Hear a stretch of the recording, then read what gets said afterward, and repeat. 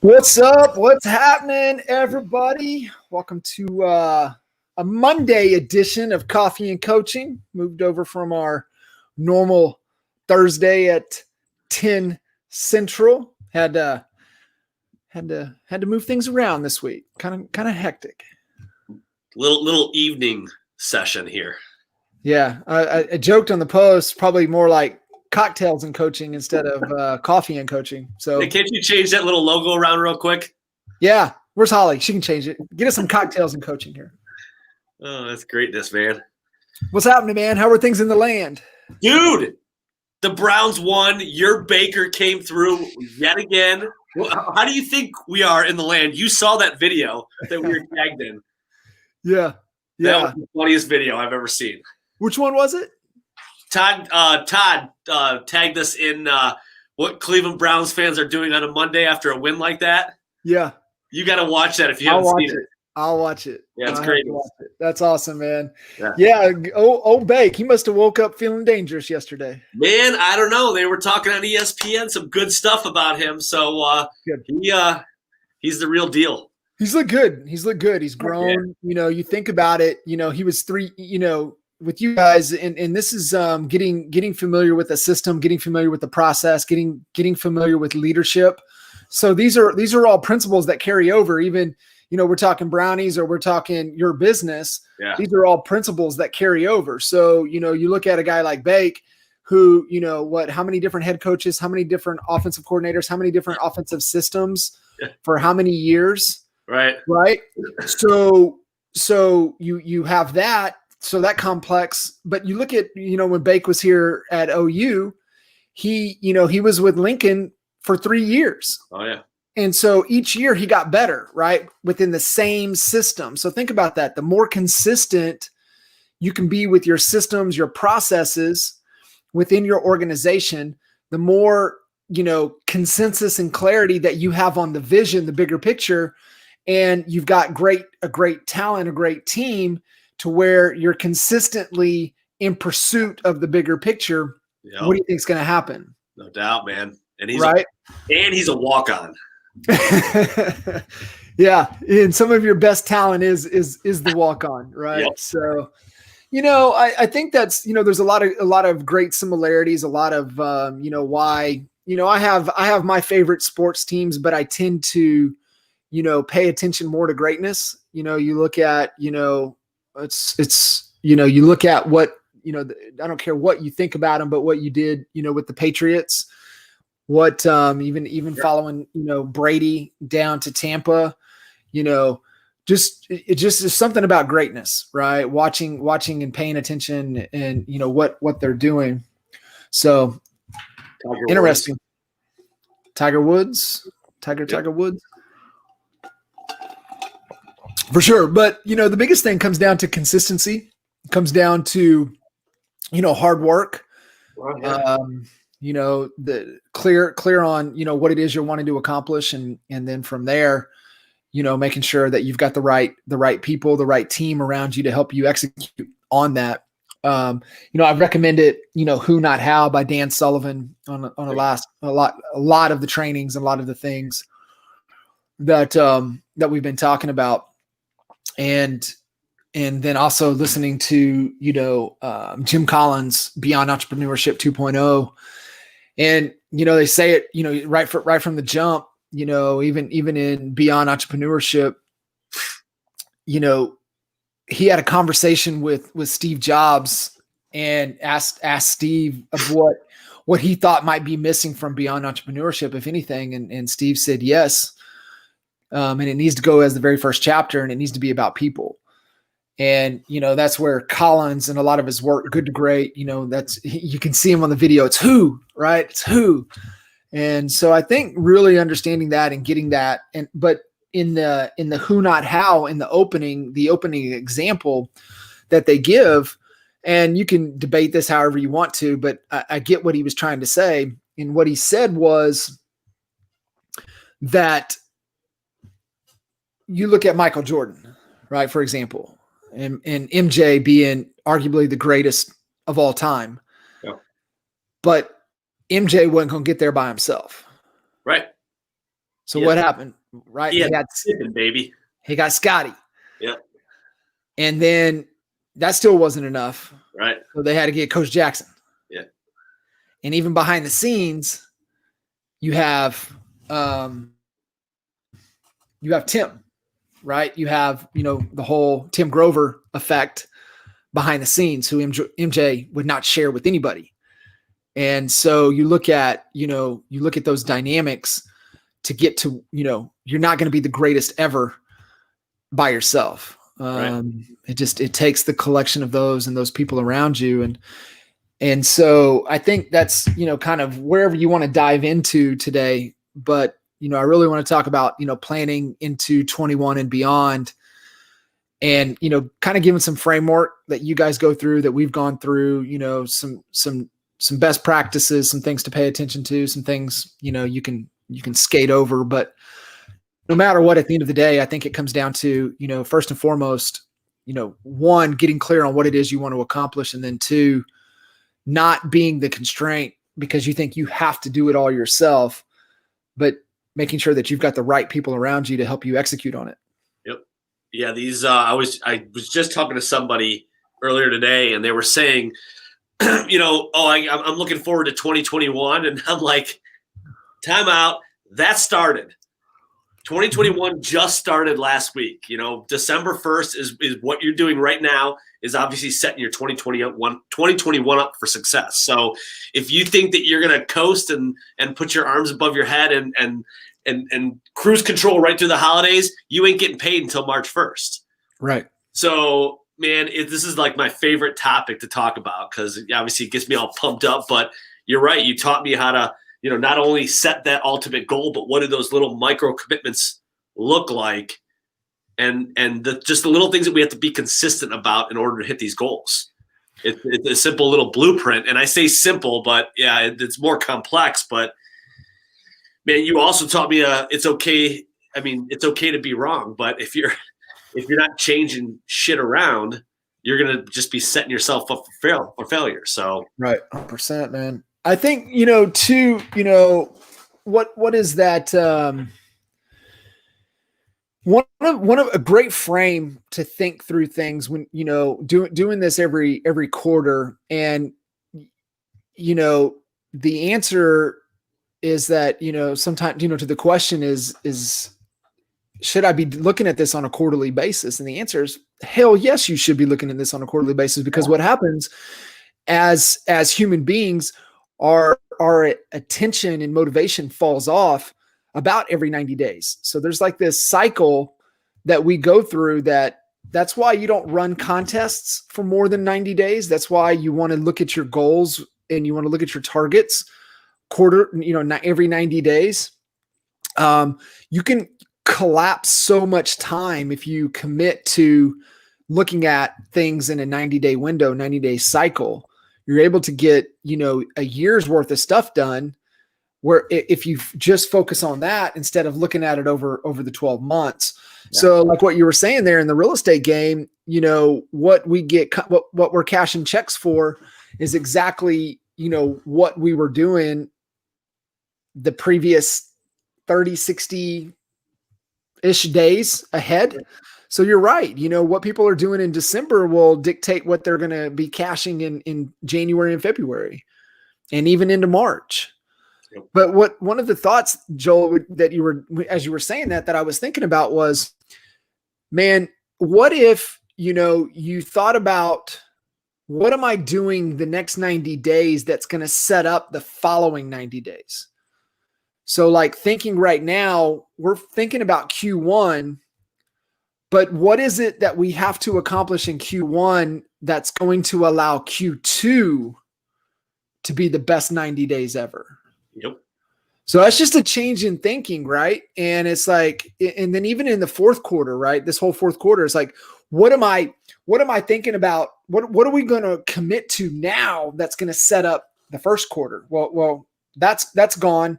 But what are we going to do in Q1 that's going to make Q2 the best quarter ever?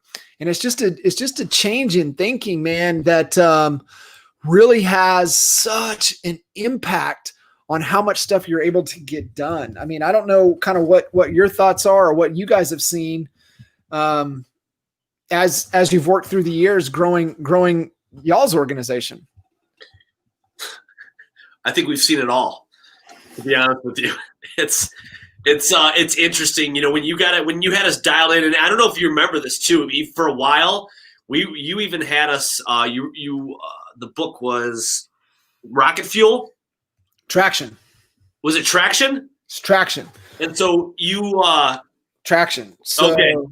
This is the process, right? That's the VTO. So that's your process to go through. Rocket Fuel is that integrator, that right hand. But that was part of it. And so, you actually had us getting together once a month instead of, a quarterly, because we were working on so much stuff in the business that we had to do it once a month. And so we were setting monthly priorities there for a little while, and that worked really good. But I don't think it's a long-term answer.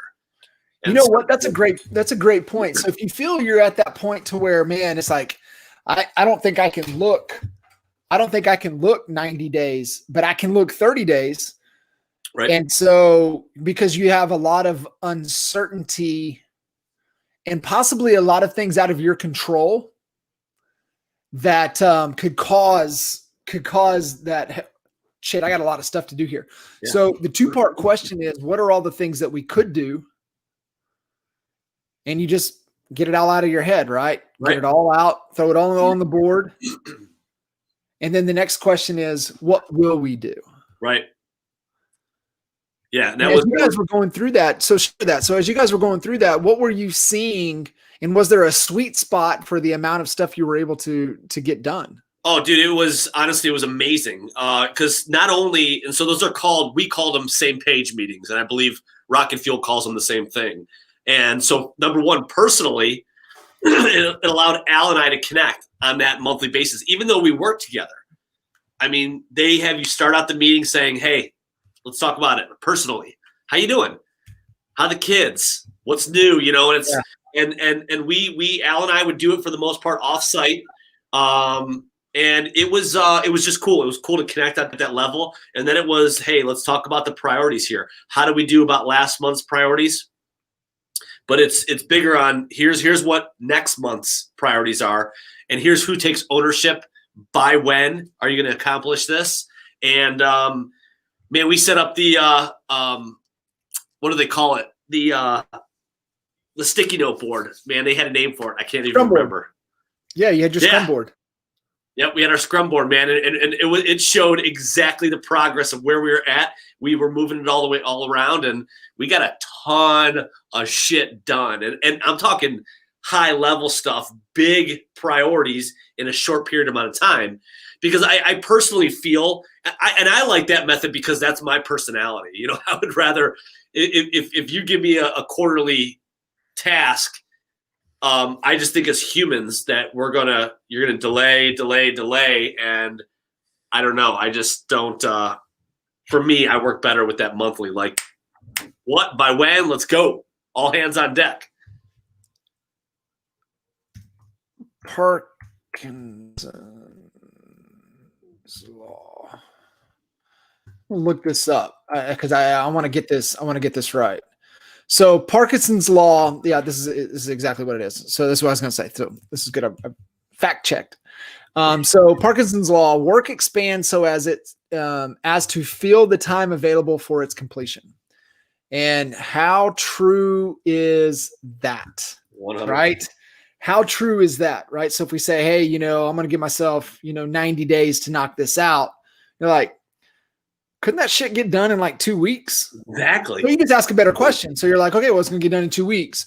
And then even some things, like even in our calendar on a weekly basis, if you give yourself, a couple hours to do something and it only takes 15 minutes, you're still going to take 2 hours to do it. you might jack around on social media for, 90 minutes and then, 15, 20 minutes doing it and then 10 more minutes back on social media. Yeah. But work expands for the time given. So and we know how we all work towards deadlines and how you make quicker decisions and you move faster as that time. So what I like about the 30-day cycles is that you're not giving yourself a 90-day time frame, but you're giving yourself a shorter time frame. What you could do both.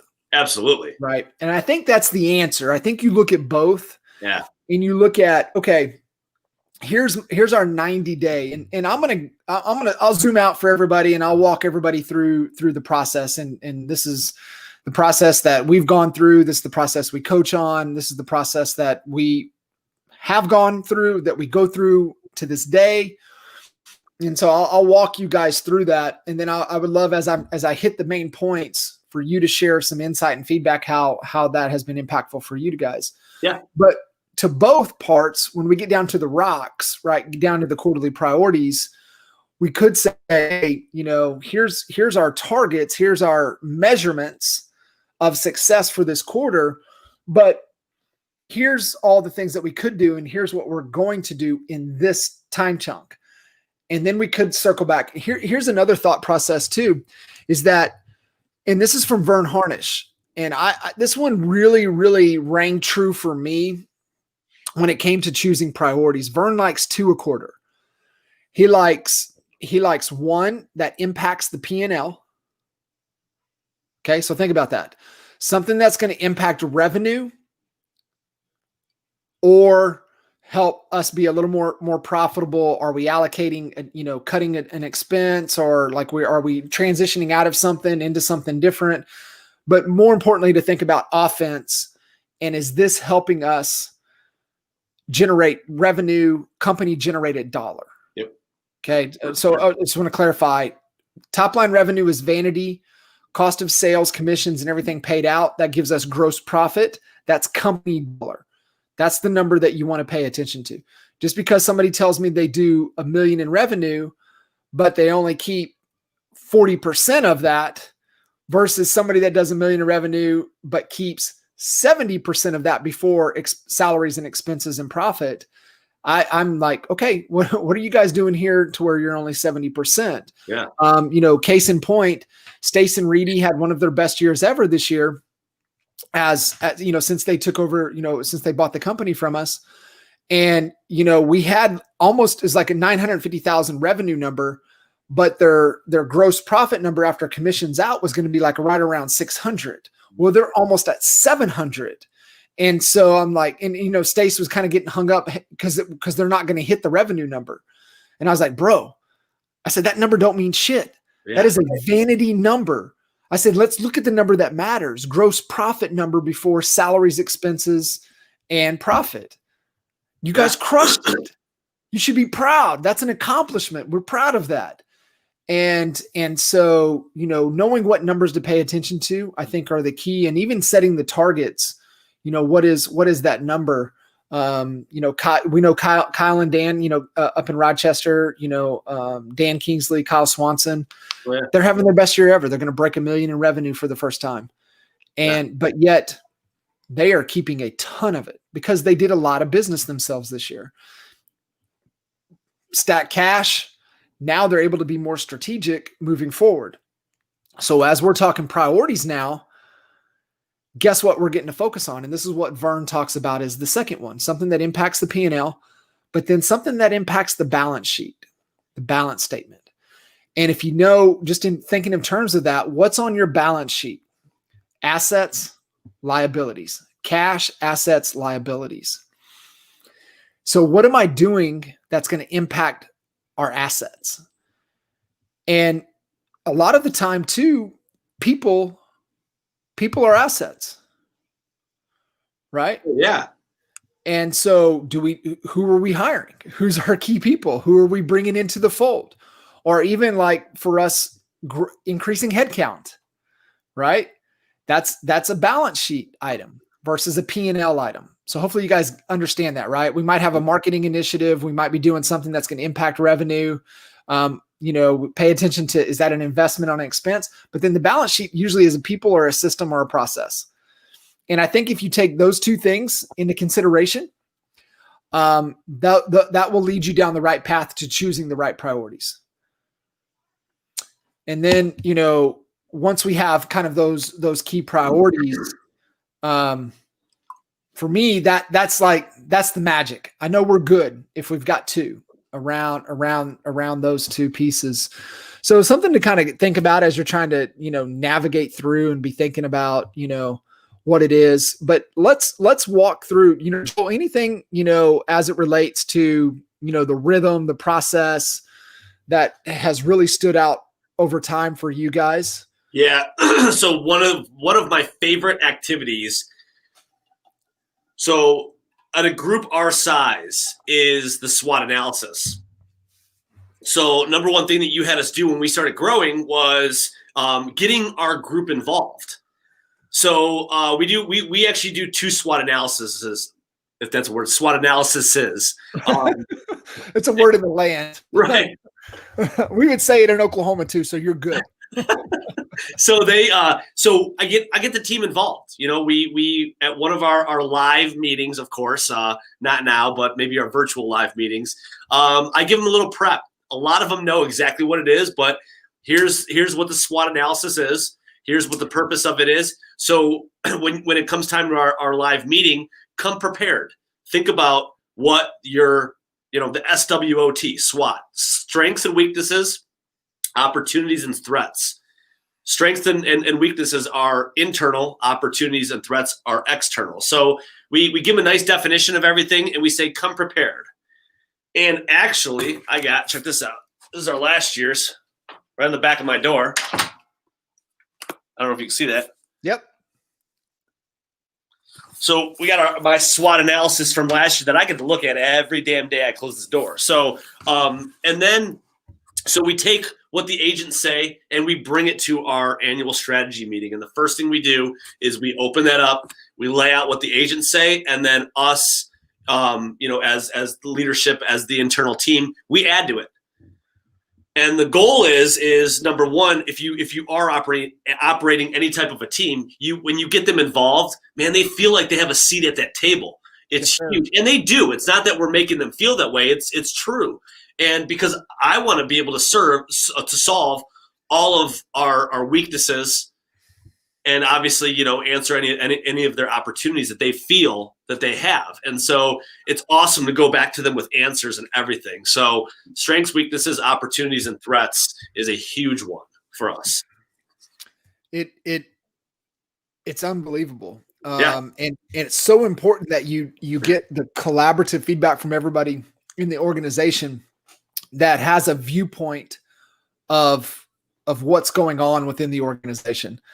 I would say no matter what supersedes all of that, right, is that your number one job as a leader is like, what is the vision? What is that cause that we're in pursuit of? What is this business? What does this organization stand for? And ideally, we've done a good job at bringing the right people in that are great core value fits. They're somebody that's in a position that can, perform based upon that dynamic within the market, within the pay structure at, 80, 90% of the rest of the competition, right? That's A players. Yeah. And so we've got A players that are core value fits, that understand the vision, that are bought in. And you want to incorporate their feedback because we all have blind spots. Yeah. And so, just because you think that you did that function at one time, just because you're not doing that function now means what is going on in that function today. So that's like one of the biggest things, right? So if you get in, you're the solopreneur, you're doing everything. They're like, oh yeah, I did TC work. I did all the marketing. I did this. But as a leader, you continue to grow and you shed those responsibilities and you think how it needs to be, is like, you're a fool. You're going to be that's poor leadership. Yeah. And you need to value what your people are seeing from the seat of the organization that they're in. Right. And, a job when you're doing 100,000 in revenue versus when you're doing $1 million in revenue is completely different. Yeah. And the thing too that, I love this from, Clay Mask, 1s and 3s, and your people can't so 1s and 3s, and you outgrow your people. And most people can ride 1 jump. Very, very few can ride 2, and almost nobody can ride 3. So let me explain. You get to 100,000 in revenue, and let's say, you're in a smaller price point market. It's a bunch of transactions. You get some help. So you get somebody on board in an admin role to help you ride to 3. Okay. Yeah. 1s and 3s.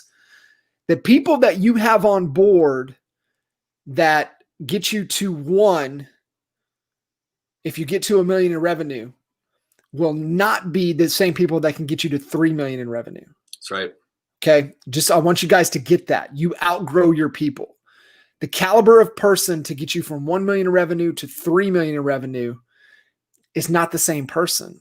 And they just don't have the same ambition, the same goals, the same desires. They just don't want to put in that work that it takes to get a company from 1 to 3, and then 3 to 10, right? Like the caliber of people that we had in the NAEA organization at that in 16 and 17, when we were within the coaching organization and the brokerage, when we were right at 10 million in total revenue, the caliber of people, like we couldn't have got there with the people that got us to 3 million. Right. And so I go even back to, so our brokerage, so the Dallas brokerage, we did 2.2 in rev that year. The caliber of people to get us to 2.2, like we could have, that caliber could have got us to 3, but it would have been a whole game changer if we wanted to stay in the game and make a run at that next jump. Yeah. You guys got to get that, right? You're like, man, I've just outgrown my person. Well, no shit. If you're growing your revenue, you're outgrowing your people. Yep. Especially at the 1 and 3 mark. So just keep that in mind, right? Just knowing where you're at. And the biggest thing that I can tell you guys to start with, right, is make sure you guys have your copy of the 8 stages of the real estate business. Okay. If you don't have your copy of that, message me directly and I will send a copy to you.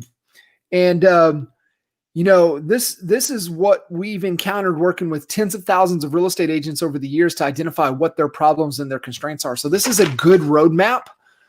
And you're like, man, I'm going into strategy. I'm trying to build out what my goals are, my strengths, my weaknesses, my opportunities, and my threats. Yeah, you have those, but you want to know how to overcome them. That's your cheat sheet. I mean, it is. I mean, it's like your cheat code, right? Yeah. If you're playing a video game, that's your cheat code. Get your copy of the cheat code of the 8 stages of business. And there's some things not on there. I've got notes on mine, right? Mine's like the master copy with, what certain stages and what's happening and what you need to focus on and what you don't need to focus on. And so, but get your copy of that. I know Joel can walk you through it. I can walk you through it if you want to, set up the best thing that I could tell you to do, and it's right there, is the freeclarityreport.com. Go download a freeclarityreport.com, get a free clarity report, schedule a clarity call, and we can walk you through the 8 stages. But I know I'm all over the map here, Joel. So we both are. It's all right. That's what you get when you get cocktails in coaching instead of coffee in coaching. Oh man, what a Monday. So let's kind of go through the main points when you're looking at your strategic planning process. And I want you to hit on each of the key points. And first and foremost, and this is really, really important, is talking about your accomplishments. Wins, losses, baby. So not even so much the losses, but let's talk about the wins. So talk about what you've uncovered and why. And I'd be willing to bet this is a struggle for you to go through, is to talk about our accomplishments. Absolutely it is.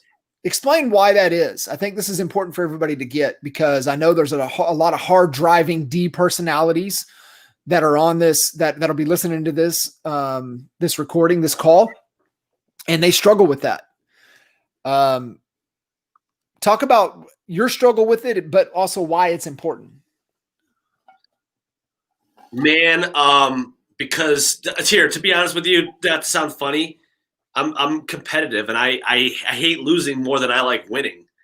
And so I don't want to talk about the wins. I want to, for me, it's nope, I'm going to freaking perfect this ship. And we're not going to have any losses next year, which is not realistic, but, that's honestly, that sums it up for me. I hate talking about wins. Hate it. Yeah, but it's important. And you know who it's important for? Everybody else. People underneath you. It's important for your team around you. Yeah. And you never, ever, ever want to skip that step. Okay. Right. Because most of the folks listening into this, they're the leaders of their organization, right? They're the ones that are consuming content, trying to get better, trying to find out, man, I know there's a better way. Let me tap in and see if I can't seek and get a little bit of knowledge to help me get a competitive advantage or move my business forward a little bit. And it is so critical that you remember to think about your people and what's important to your people. They're not you, right? That's the biggest thing, right, Joel? Your organization is not you. Right. Well, and that's interesting you say that, because like once again, part of the sticky notes that are on the backside of my door is our wins and losses. And part of the wins are key hires that we made. And those are people that are sitting in some of these strategy sessions. Yeah. So that comes through big to them. Yeah. We see that those are key hires, and that we consider those wins. Those are big wins. And so that to me is, you never want to shortcut that process. You want to acknowledge those accomplishments that you're proud of, and they don't have to be business related. So, one of the coolest things that we got to announce is Carla, who was our listing coordinator.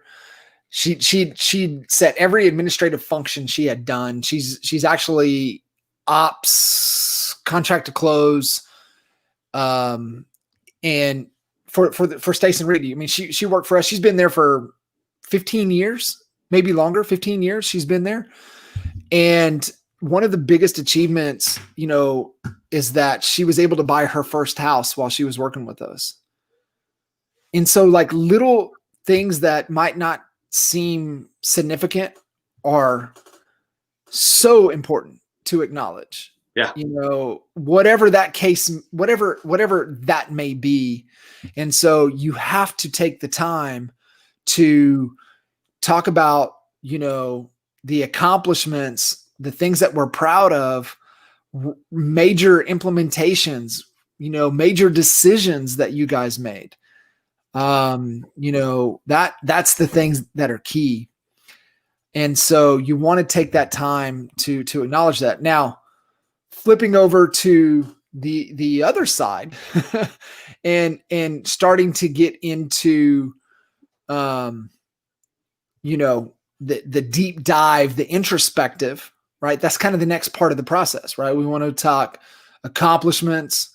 We want to talk, now getting into what's going on in the situation. What's the current situation? And I'm not talking about Jersey Shore situation, but what's the current situation?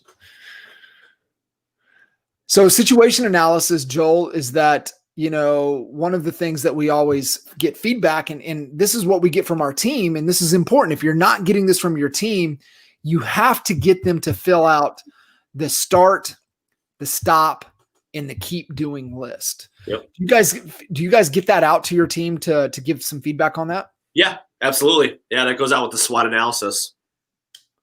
Yeah. So what Joe's talking about is that, there's a document that we call our pre-strategy document we send out, and it has, hey, these are the things that, and you want your feedback from everybody, and you need to do it. It's all, you want the independent thought before you come in and do it on a collaborative level. But the first thing is, hey, what should this organization start doing that we're not doing? What should we start doing? And then what should this organization stop doing? This is terrible. This is a terrible idea. Yeah. This is some Charles Barkley. This is a terrible idea. And then what should we keep doing? Yeah. And you want that feedback from everybody. You're going to get some BS stuff, but you're going to get some really insightful things that you might not be fully aware of. Yep. So we want to capture that. And then we get into market, right? Really knowing what's going on. And we push everybody, and Joel, you're this way, but talk about why knowing the market is so important. Well, number one, that's what experts do.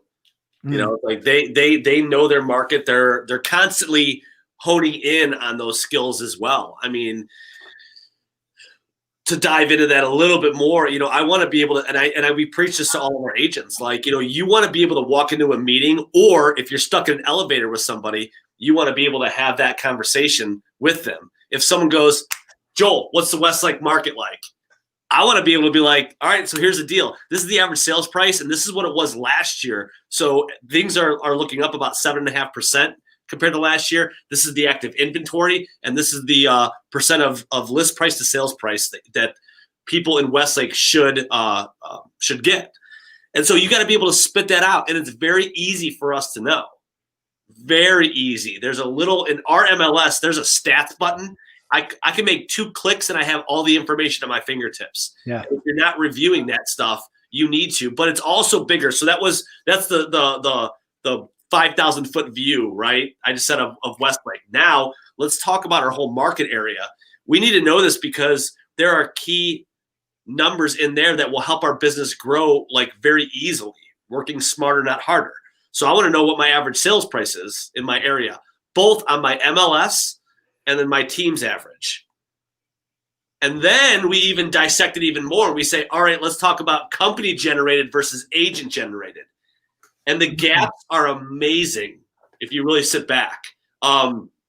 Just like ours, for instance, our MLS average, Cleveland, don't move here, is about $149,000. Our company average, our team's average is $233,000. Huge difference. But yeah. So our company generated is close around $218,000, and then our agent generated is right around high 190s, high 180s. So, I want to constantly be marketing in areas that's going to drive up our average sales price. And in turn, organically, everybody makes more money. Or you're going to be living like the traditional agent in Cleveland, having to sell a shitload of houses to make the same amount of money as what we're making. Shit, 145 in Lawton, Oklahoma, we'd be happy. Man, you're right. I should have said that. Large. I forgot. I got some competition there. The thing though, I love about being a student of the market, and it's one of the things to be a true expert advisor and knowing it, is that when, hey, what do you do, man? Hey, I'm in real estate. Yeah, great, man. I hear the market's fantastic. Well, actually, the market has not been better. Inventory this is historic lows we've seen in inventory. And, the average amongst the city is X, Y, and Z. But obviously, everything is really dependent upon, what, really, really local, like what city, what suburb, what side of the street. So let me ask you, are you guys thinking about making a move? Yeah. And so if you know that when they say you're in real estate, you spit the data and then you go for the ask, right? And it's a subtle ask. Well, it is, but that's honestly why I feel most real estate agents have a hard time carrying a conversation, because they don't know market data. And so they're nervous. They're nervous that if they do get asked, they don't know what the hell they're talking about. So as we're starting to ramp up and look at the data for 2020, right? So we're updating, we're really looking to update the statistics for CHSA, CHBA. Yeah. And usually, we've got consistent resources that we go to be able to get the data. And usually the data here is compelling, right? Yeah. To create doubt. So there's a reason for certain data within this process. Sure. But you see this was from 2019 data. The average real estate agent sold 4.1 homes per year. But I don't know, most people don't realize that since 2016, that number of agents into the marketplace has continued to climb while the number of home sales per year has declined. Yep. So do you know what the number is that we're forecasting and projecting that it's going to be, that the average agent sells? Last year was 4.1 homes per year. Yeah. Do you want to take a stab at what you think it is going to be for this year? Well, I love how you made it very clear that it's 4.1 homes, not $4.1 million in real estate. Homes. But oh man, I'm gonna like here. The number on top of my head was gonna be 3.7. I don't know why. We're at 3.4 is what we're projecting. The average agent is going to sell in 2020. The statistic is going to be 3.4. Well, that's why when you go to like a function, family function, or you know, obviously before COVID, you're at a Halloween party. Someone asks you every single time, "Hey, are you still in real estate?" Because they know most people don't make it, or most people aren't really selling actively. I get that question all the time. 100%. Yeah. So let's keep moving through the framework. So knowing the market, you know, knowing the competition, I think is important, just to know who's out there, what are they doing. But here's J. Abraham 101. You're going to get just very small incremental gains by paying attention to what people are doing within the industry. Where you have exponential gains, and this is the tunnel vision versus funnel vision. Tunnel vision is only paying attention to what's going on within your industry. Yep. Funnel vision is looking at all of the industries and what's working. And that's what we want to adapt. Yeah. We want to adopt it. We want to model. We want to apply it into our business. These become the priorities. What's working outside of our industry that people are having exponential gains? How can we model that into our business? Yeah. So I wouldn't get hung up on competition, because you're your own competition. Oh, totally. And so I would look very narrow there. I wouldn't get too excited about it. And then I would move on. The biggest thing, you know, within the situation is really your people, and really doing a deep dive, hardcore fit on your people. And especially anybody that you have in a key role. And I left this out here, you know, to kind of reference back to, and this is from Beyond Entrepreneurship 2.0. If you guys don't have a copy of it, get it. Beyond Entrepreneurship is probably one of the best small business books that you could ever read and really build your business on. This one, like 2.0 for a reason. It's unbelievable. And so, you know, one of the biggest things is that to think about with your key people, or even your people in general, is that if they walked in and turned in their resignation tomorrow, would you be relieved? Right? We say, well, hey, would you enthusiastically rehire them? Right? Yeah. But maybe a better question is that if they walked into your office tomorrow, Joel, and said, "Hey man, it's been a great run. I appreciate everything you've done for me, but here's my 2 weeks." Would you be relieved? That's powerful. And if it is, then you know what you have to do. Yeah. Wow. You know what you have to do. Because if you don't, your organization is not going to grow. Your culture is going to be stifled. And all your culture is a collection of your people. That's in alignment to the vision, the bigger picture, you as a leader, who you're introducing and bringing into the organization. Do they know the vision? Are they bought into the vision? Are they a core value fit? And so if you guys can take anything away from tonight's, you know, session, tonight's call, take away the self-assessment of your people and, you know, ask yourself that question for every one person. And if you're like, shit, that would be devastating. Then do they know, you know, how much you appreciate what they do, right? You know, are they in the right seat? Do you know their goals, right? Are you spending enough one-on-one time with them? But then on the flip side, you know, if you would be like relieved that 2 week notice came in, then you know what you have to do. And that's going to be a seat that you're going to have to fill on the bus. And you know, that's going to become a priority for you. And then the other thing, you know, Joel, is and how well do you guys look back at this with core value fit? Do you kind of go back and gauge everybody? Do you like take a look at Andrea and say, hey, let's run her through my core values, and where is she rank on all the values? Oh yeah, I mean, absolutely. You actually have us go through a core value assessment with not only everybody internally, but even with the agents too. And we used to do it quite a bit. We probably should do it a little bit more, but it's on a quarterly basis now with the agents. And but yeah, we have our list of core values along with every single definition, and we sit with them and say, hey, rank yourself on a scale of 1 to 10. We all know what that means. 10 being the best, 1 being you could really work on a lot of things. And then I'm going to do the same thing for you. I'm going to rank you as well, and then we're going to go over it together. And what you taught us was true. Man, 99 times out of 100, they will always rank themselves lower than what you rank them. And so, but it's a great exercise, and everybody, we go over it. We talk about what it's going to take to get ourselves to a 10. We initial it, we date it, and then we get to file it away in each of their file.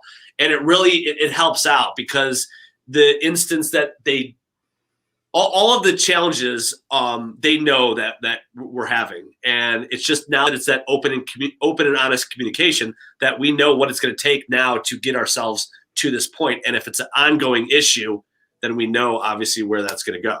Yeah, 100%, man. I love that. And when people rate themselves lower, that's a good indicator that you've got somebody that's humble, right? We're looking for humble, hungry, and smart. Yeah. And that's a humble characteristic. When you've got somebody that gives themselves a number higher than it is clearly they're not, that's probably the resignation letter that you would be grateful you got. Yeah. Right? That's not the right guy. Yep. Or the right gal.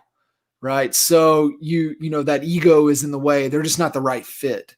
And so you got to go back and check your hiring process to make sure, you're doing what you need to do to make sure that you're not skipping those steps. Because here's what I can tell you all listening into this. Skipping steps only presents the illusion of speed in anything you do. And if you skip steps in the hiring process, I'm going to tell you guys right now, I've seen not following the hiring process to dismantle a $10 million organization in less than 12 months by not following the hiring process. So you want to see the plane crash fast, bring people on board that you don't vet through the process of your hiring. Yep. The number one, outside of sales and marketing, the number one process that you can have in your business is your hiring process. We've got a great one. I think one that might be even better is from the book Who by Jeffrey Smart and Randy Street. Jeffrey Smart is the son of Brad Smart, who developed the top grading system. Get the book Who and follow their process, and you will have, and they claim it, if you follow their process to the T, you will have a 90+% success rate. Wow. If you don't have a hiring process, Joel, you know what your probability of success is? Give it to me. 15%. 50. It's a 50-50. It's a flip of the coin. Okay. So, we had a comment come in, the biggest mistake people make is try to hire people just like them. And that is, right? Well, I would say hiring people that are like you to a core value fit is not a mistake. What is a mistake is that you're hiring somebody that is not a complement to your weaknesses. So this takes me into the next piece of the process is introspective. Outside of lessons learned, what you were just talking about was strengths, weaknesses, opportunities, and threats. The biggest mistake is hiring people that are just like you with your strengths. Right. You need people to complement you with your weaknesses. Yeah. A couple key things. I want you to touch on lessons learned because we hit on SWOT, but I want to give people some insight to uncover if you're struggling to really uncover what you're the best at. Dan Sullivan calls it your unique ability. What are you the best in the world at? And if you look at a handful of things, there's nobody that's just like you. if you said, hey, these are my top 3 things, there's nobody else that has the same top 3 things. So 1, ask about 10 people around you that love you enough to tell you what you need to hear, not what you want to hear. Okay. And ask them, say, hey, I'm going through this exercise. I'm focused on personal development, man. I need some good feedback, man. What do you think I'm really good at? And then also, man, what do you think I should never effing do? Dude, you don't need to ever do that. And you're putting context around your business, right? What am I good at? What am I not good at? But then you can get into another couple of exercises. And Joel, you've taken the DISC. Yeah. So there's a couple other ones that I would also recommend looking into. And one is the Kolbe Index. Yep. So taking the Kolbe. In fact, these 3 that I'm going to give you, I have not done. But my commitment between now and the end of the year, because this is really, really important for me, and I know my growth, is to commit to do these three assessments. So I'm going to give you these 3 assessments, and Joel, maybe I can get you to do them too. And then we'll do another episode of coffee and coaching, but I'm kind of liking cocktails and coaching. So we might do a cocktail and coaching, and we can talk about that. But here's the other 3, the other 2. So the Kolbe Index is 1. The other is called the hold on. Yeah. It's called the Clifton Strengths Assessment. And it's it looks like it's a report that identifies the 34 strengths and understanding your talents. The third is called the Print Survey. The Print. So Joel, I'll send those to you. Okay. And so you and I, let's make a commitment to go through those, and then we'll share those on an episode of Coffee and Coaching, just what we uncovered by going through those assessments. And then we can give the links out to everybody at that point and what was really profound and really powerful. Yeah. And so spot on. Biggest mistake, hiring people, just like us. Well, I would say, yes, it's okay. Core value fit just like us, but no, we need people to complement us with our weaknesses that support other functions within the organization. So that really hits on the SWOT and kind of puts a bow on that, what you shared earlier, but hit lessons learned. I know this is a big one for you. And what you love to dive into, and you're like, man, it's like, I'm so competitive. I'm more focused about losing than winning. Yeah. So touch on lessons learned. Yeah. How about getting naked? that's the biggest thing. And check your ego at the door. It is. Hey, what do you mean by getting naked? This ain't going out to the islands and, jumping off the boat with no clothes on. Talk about, so people understand, hey, getting naked, what does that mean? Yeah, well, I mean, here it means getting vulnerable. It means like raw, real. Everybody just lays it, play that. You basically play all out, and there's a lot of pride, I think, involved in it. And you got to swallow your pride and say, "Hey, this is our lessons learned this year." For us, we had a couple lessons on last year's, and number 1, it was Zillow. We lost $113,000 on Zillow spend. And then another lesson learned. I said, yeehaw, you could have had 2 badass marketing people, videographer and somebody on the marketing side that could have exploded your entire brand and built multiple funnels with better leads and a higher net profit than yeehaw. Well, and so right then it's wait, why did this happen? The other lesson learned was it's because, well, I think you disclosed this to me, and you're like, dude, congratulations. You trained your agents so well that you trained them to make and convert their own leads, not your leads. So that was another lesson learned. So I don't need to go through all of ours, but like that's what it entails. It's like what didn't work, why didn't it work, and what was the cause of all of it. So Compensation drives behavior. If you're going to pay them more to do, they get compensated more for what they bring to the table versus what the company provides. Yeah. And you're training them to be better at what they can go hunt and kill themselves. Yeah. Then that's what's going to happen. Yeah. And that's okay if that's the model, if that's what you want to do. But the economics of it have to make sense. And so just be mindful of that. If anything is off and you're like scratching your head, well, why did somebody do that? 9 times out of 10, it comes back to, do you have improper incentives? Do you have the wrong compensation? One of my favorite examples, Joel, and, I just because it's Cleveland and it's the Cleveland Clinic, which I think is one of the most amazing organizations on the planet. Yeah. And, I look at, their flywheel concept and what drives their model. And I even have it. I have the Cleveland Clinic flywheel is on my wall, and it's to get the right people to do what's best for the patient in a collaborative that drives patient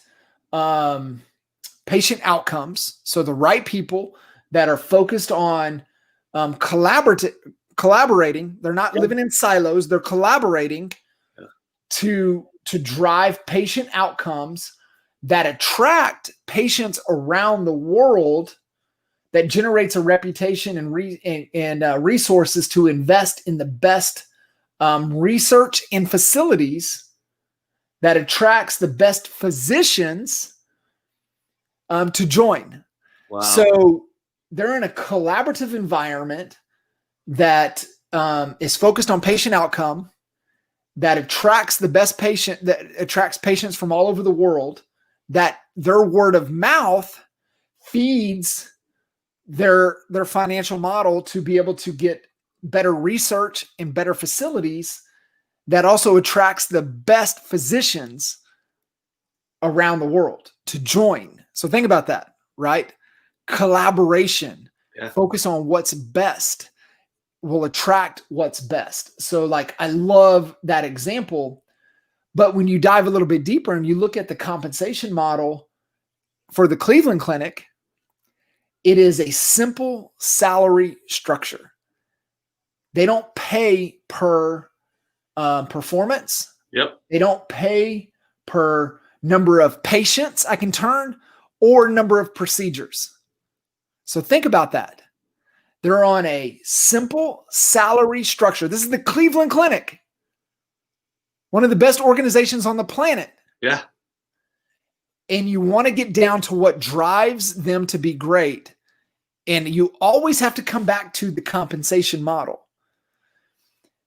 They're on a salary, on a fair compensation salary. And they're not incentivized to turn and burn. Success leaves clues. Absolutely. Might be worth looking to model. Yeah. And I mean, I don't know. Well, it's funny you say that, because, you just brought up the other day to me that people, they could go somewhere else and get a better split if that's what it all boils down to. 100%. But they're not. And, it's the culture. It's that whole, everything you just said.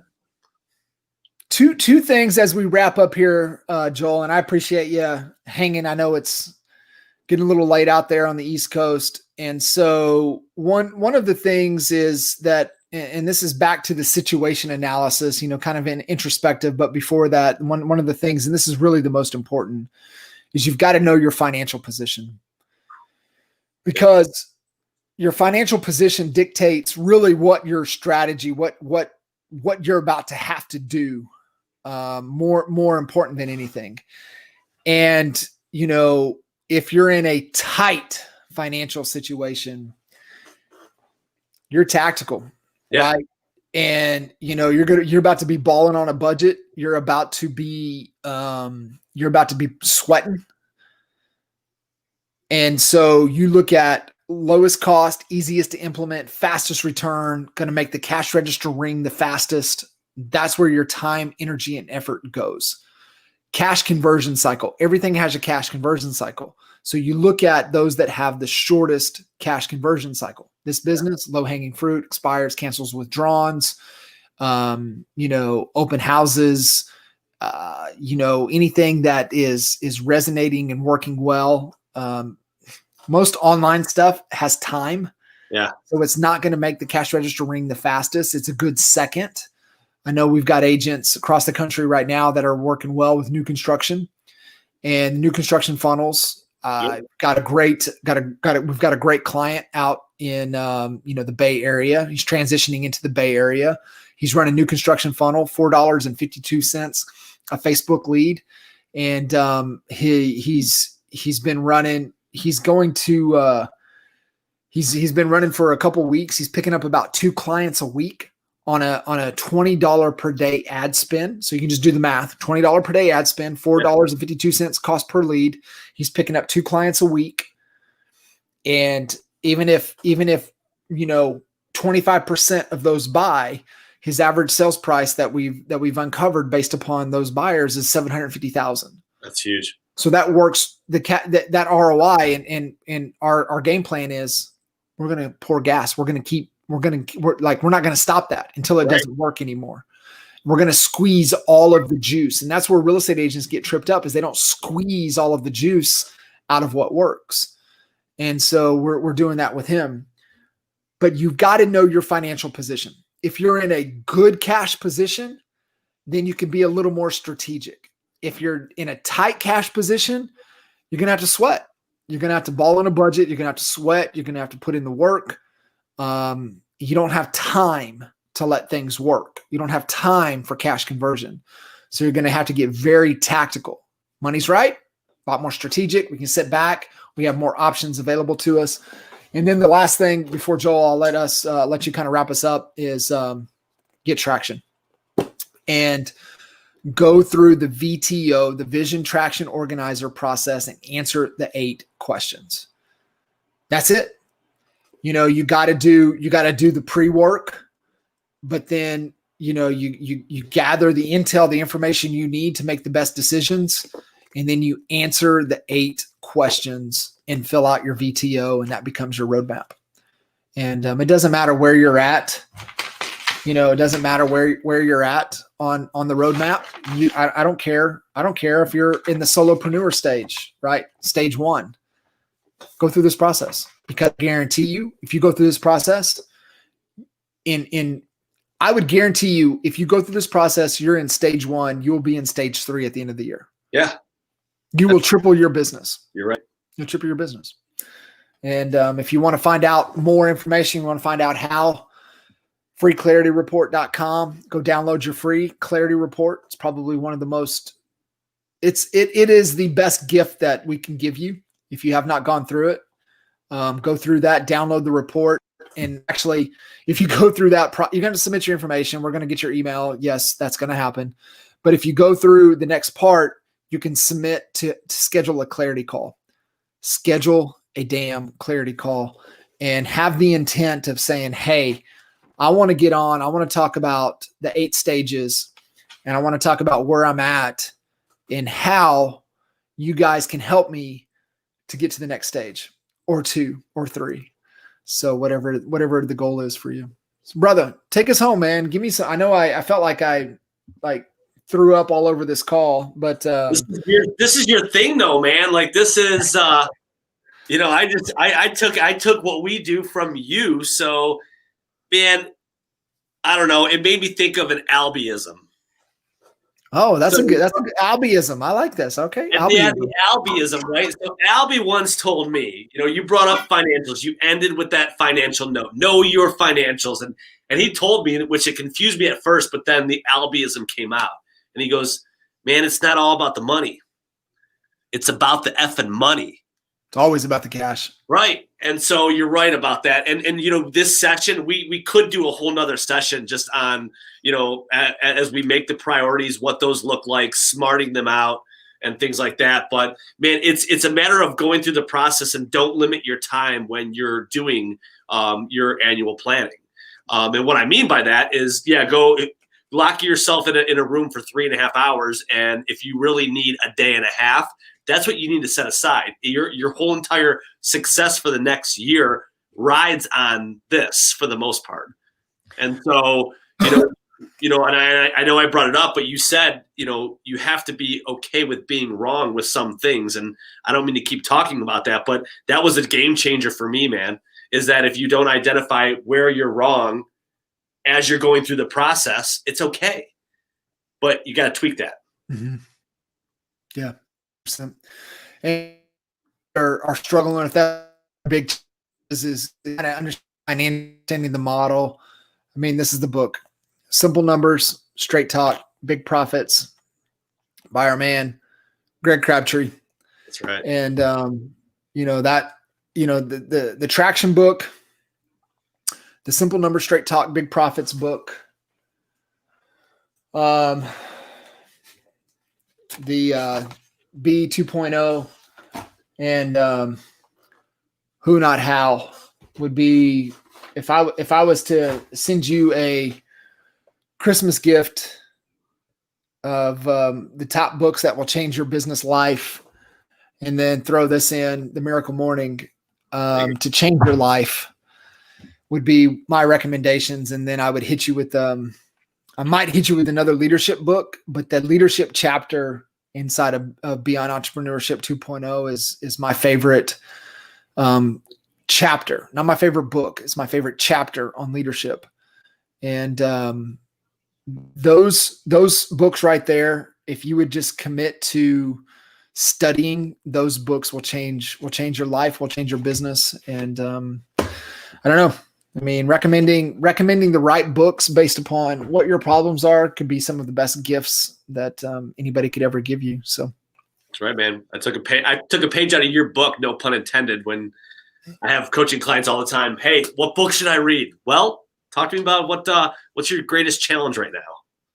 That's a great point. I mean, every time I see that, so here's a good indicator. Anytime I see that on Facebook or on social media, I just type in, well, what problem are you trying to solve? You know how many people have answered that question? Not many. None. Right. Okay. None. Yeah. Because the people that throw that out there for book recommendations, they ain't looking for they ain't looking for no recommendations. Yeah.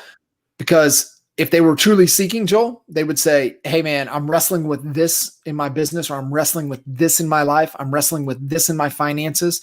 Yeah. I'm wrestling with this in my fitness. I'm wrestling with this in my relationships. What should I be consuming, or who should I be talking to? That's a better question. Yeah. The bullshit question. What should I be reading? I'm looking for new book recommendations. That's a bullshit question. Yeah. I ain't trying to get better. I need something for intellectual entertainment. Yep. No, give me something that's going to help me solve my problems. Yeah. So good stuff, brother. Man, I always love rapping with you, and definitely I'm gonna have to toast Missy on this one. Evening is the best. We might have to switch up coffee and coaching to cocktails and coaching. At least not all the time. Maybe every now and then. I've had some great calls with Missy late in the evening, and so that chick she operates at that high level no matter what. I go in a little bit of shutdown mode, man. Not her, man. She's always awesome. On fire. I love it. Yep. And she's got a tremendous organization, and she's doing some really cool stuff. And I love her involvement and everything that she brings to the community. So appreciate you guys. Happy Monday, and thank you guys for tuning in to another episode of Coffee and Coaching. And we can't wait to see you guys on the next episode.